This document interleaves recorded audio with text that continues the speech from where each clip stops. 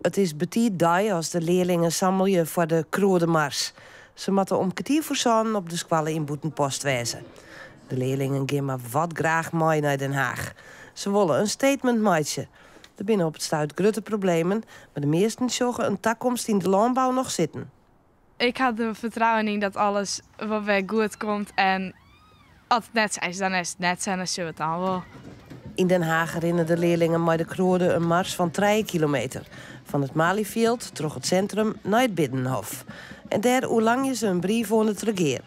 De leerlingen willen het belang van een zoene boeiem onderstrepen. Overal waar je kruiwagens ziet, daar ben je dicht bij de aarde. Wij zien natuurlijk dat, als je ook kijkt naar de producten die we van onze bodem afhalen, is het zo dat er lang niet zoveel voedingsstoffen meer in zitten als dat er 20 jaar geleden in zaten.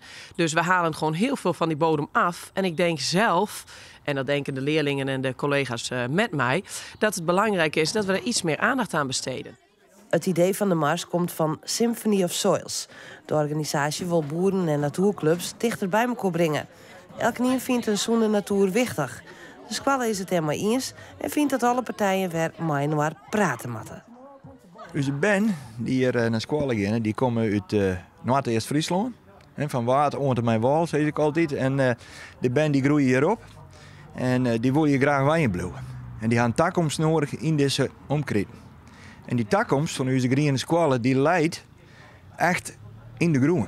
De groen is waar de Ben wij komen, waar ze groot worden en waar ze werken willen. Ze willen een groene toekomst voor onze squallen. Ja, en er is natuurlijk een debat het oranje hier. Protest, polarisatie, onrust. En we als squallen vinden eigenlijk dat we het op een andere manier doen moeten. We moeten mij noor interpreteren voor een groene toekomst. En daar past dit eigenlijk prachtig bij. Waarom moesten we eigenlijk naar boeren? Want daar komt ze er een beetje uit, hoor. Ja, dat is voor weer. Alleen ik zit er nog steeds in zitten. Mij lijkt het heel leuk, dus ik blijf gewoon trots zetten.